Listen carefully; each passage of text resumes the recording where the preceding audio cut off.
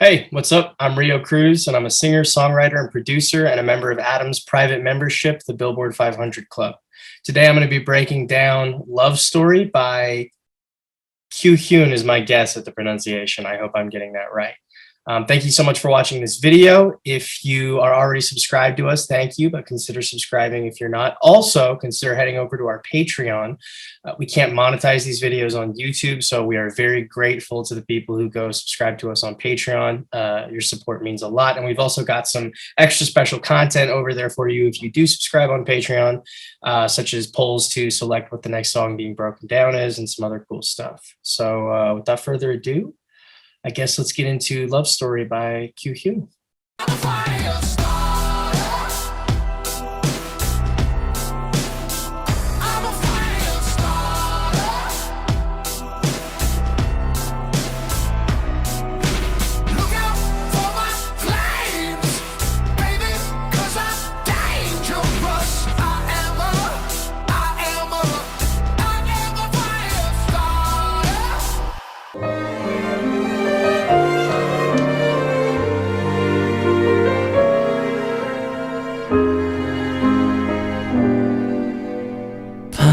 조금씩 차가워질 때 혼자 걷는 게 오늘따라 눈물이 나네요. 아주 오래된 소설을 꺼내요. 처음부터 다시 읽어본 얘기가 왜 다르게 느껴지는지 내 묻은 찻잔을 넘겨 거장 속의 주인공 그들처럼 우리 기억을 다시 써볼까 해. 특별할 것 없던 사소한 너의 하루와 뒤척이던 긴 밤도 모든 게 사랑이었단 걸. 낡은 연애 소설의 가장 첫 페이지에 너의 이름을 빌려 쓴 눈물이 나도록 아름다웠던 난 너만 사랑했었던 오래된 얘기를 다시 꺼내요.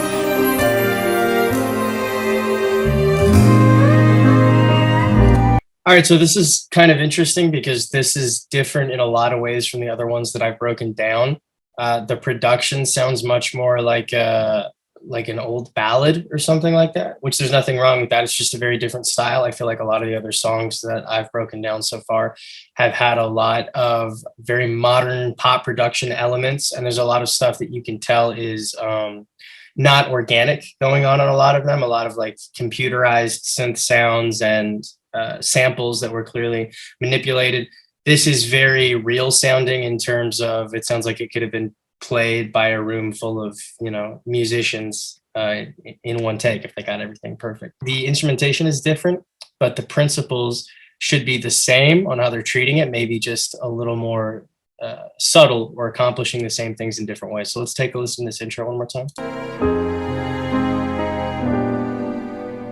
밤이 조금씩 차가워질 때. Okay, so verse has less instrumentation going on than the intro. So we get a little drop down, only by one instrument because we're just losing the strings. But the effect of that coming in with two instruments and then dropping to one in the vocal, to me, makes it feel like we get a little more intimate all of a sudden, which is a great thing for verse one. So I think that's a good move. 혼자 걷는 게 오늘따라 눈물이 나네요. 아주 오래된 소설을 꺼내요. 처음부터 다시 읽어본 얘기가 왜 다르게 느껴지는지.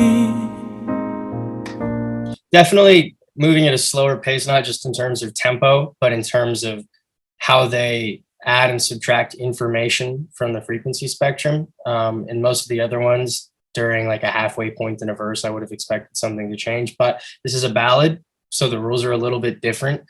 I don't understand, I don't know the language, but I imagine that the lyrics to something like this are maybe a little more thoughtfully written out. And so they're probably a little more moving. It's a little bit more about the direct connection between the listener and the artist. So I think you get away there with not having as much, you know, flashy stuff going on, keeping your attention. 때 묻은 첫 장을 넘겨 거전 속의 주인공 그들처럼 우리 기억을 다시 써볼까 해 특별할 것 없던 사소한 너의 하루와 뒤척이던 긴 밤도 모든 게 사랑이었단 걸 날 그 Okay, so I don't have too much to say about that pre-chorus, just slowly more information coming in, building up, slowly adding more instruments to get us to the chorus. 연애 소설의 가장 첫 페이지에 너의 이름을 빌려 쓴 눈물이 나도록 아름다웠던 나. All right, so chorus has what I consider to be the first recognizable melody in terms of it might be something that gets a little stuck in my head, or I remember that's that da da da da da da da da da. I'm a little pitchy right now, but you get the idea. Also has the most amount of sonic information going on, the most instruments playing. And actually, I'm not even sure so much if they added instruments, because I think they added a guitar subtly in the background, but it's more about the density. It's more about the fact that instead of adding all these crazy new things and synths and new rhythm parts and all this percussion like you would hear in a more contemporary style of pop production, this is more about the parts getting busier. Like, for example, listen to, there's very quiet guitar in the pre-chorus, but what it's playing is simpler than what it plays in the chorus.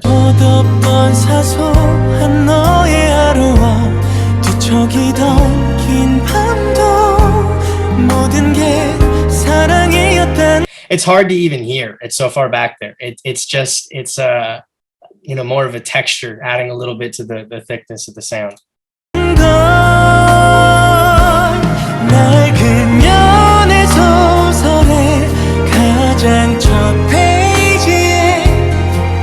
But if you notice, now you can notice it a little bit more in the chorus. It's still subtle, but the pattern it was playing in the pre-chorus was something like dum bum, dum bum. Now we go to the chorus, and it's like a classic singer-songwriter strum. It's John, good, John, John, John, good, John, John, good, John, John. So same instrument, right? But busier part. That's what kind of gives it that dynamic shift into the chorus that makes the chorus a little bit more energetic. So same principle as the other songs. It's just sort of accomplishing it in a different way.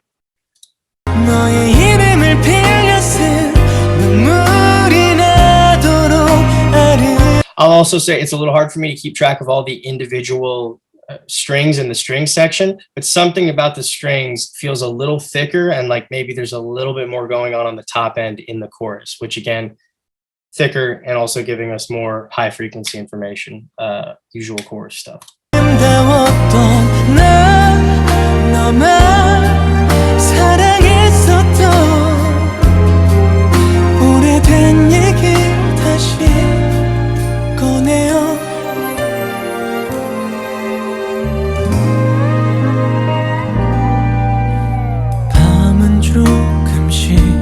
Dropping back down. But notice that we don't drop back down to the energy level of verse 1. Verse 1 was just piano and vocal. Now we're keeping the drums back in, but they're getting a little simpler, a little tighter. We're keeping the strings, but instead of having this big, thick string pad going on at all times, they're playing more like call and response accompaniment to the vocals, so getting a little simpler again for the verse.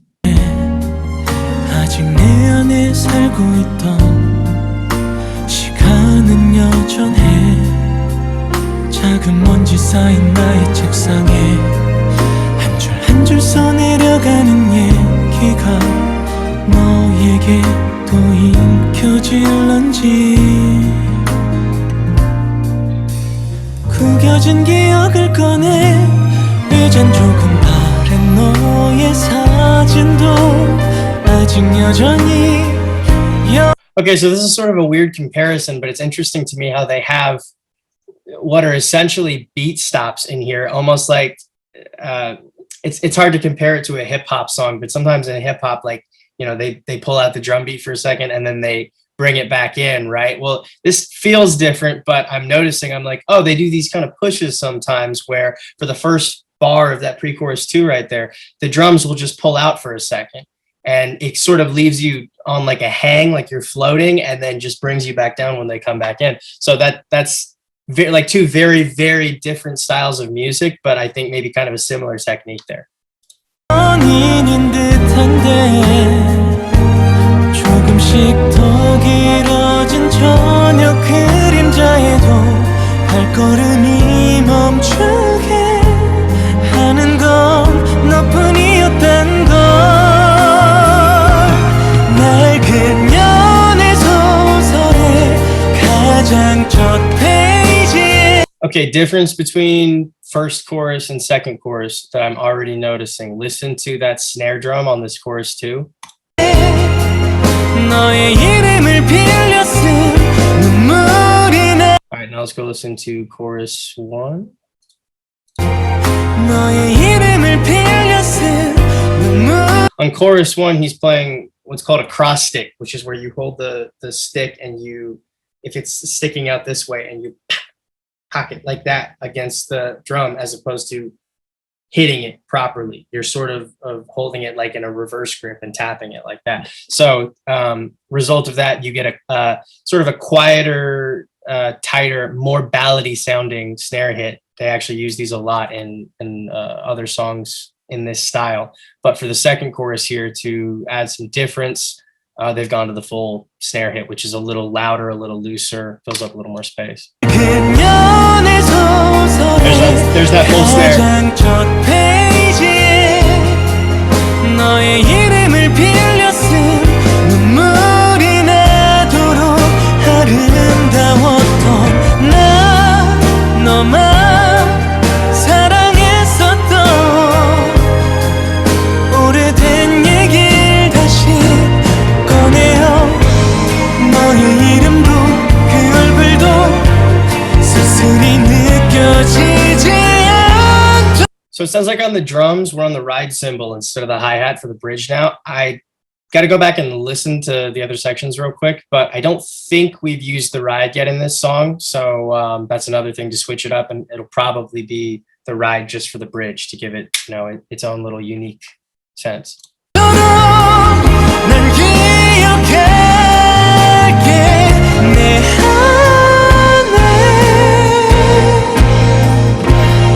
That was cool, that little rhythm thing.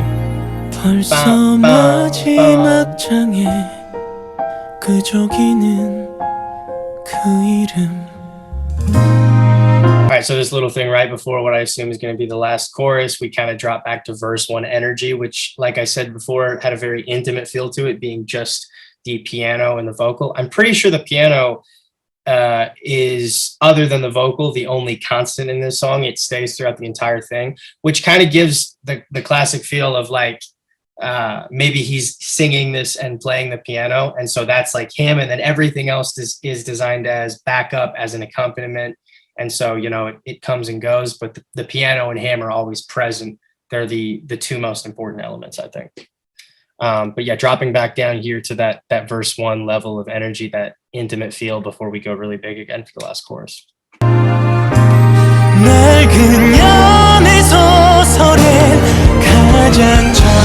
Okay, that's another little beat stop right there. That kind of threw me because I was expecting a big like going right back into that chorus, but they just pulled all the drums out for the first few beats of that and then hit a big tom fill. So that was a cool sort of like subversion of expectation. I thought, you know, we were building tension and I was going to get released there, and I ended up having to wait just a little bit longer for it. That keeps it interesting. 너의 이름을 빌려 쓴 눈물이 나도록 또 평범했던 나 너 하나만 사랑했었던 오래된 얘길 다시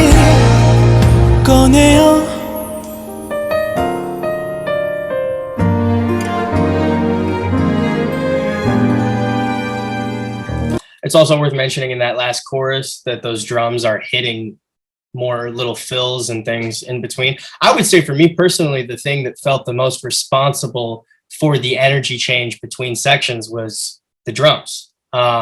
Since there was none in verse 1, they came in quiet in pre-1.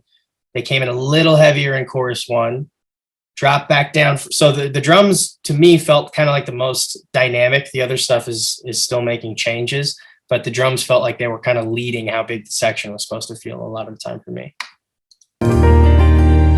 Oh, sorry, that was right at the end. So that was an interesting song. I think it's really good. I think it was really well recorded. It's not personally my style. It's not the type of thing that I would listen to. And like I said, there's some interesting differences between this and the other stuff that I've broken down.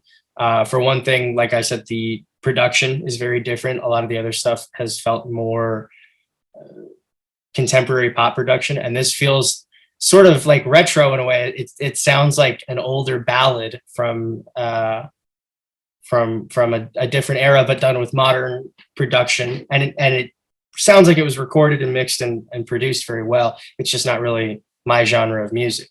I definitely had to pay more attention to how they were accomplishing the tension release of the song, but I still feel like they accomplished that. I think it's a good song. I think with something like this, because it's a ballad and we're dealing with what I imagine are very like thoughtful or romantic or melancholy lyrics, I think a lot more of it is about connecting to the story that he's telling, which I assume is a very good story. I just can't understand it. And so since more of the emphasis was placed on that connection to the story, I think as someone who doesn't know the language, I can't really appreciate it as much because there's not as many hooky melodies. There's not as many catchy production fills. There's not as many chantable things in the chorus. I got to say, I can only remember one melody from the song after just hearing it once, and that's that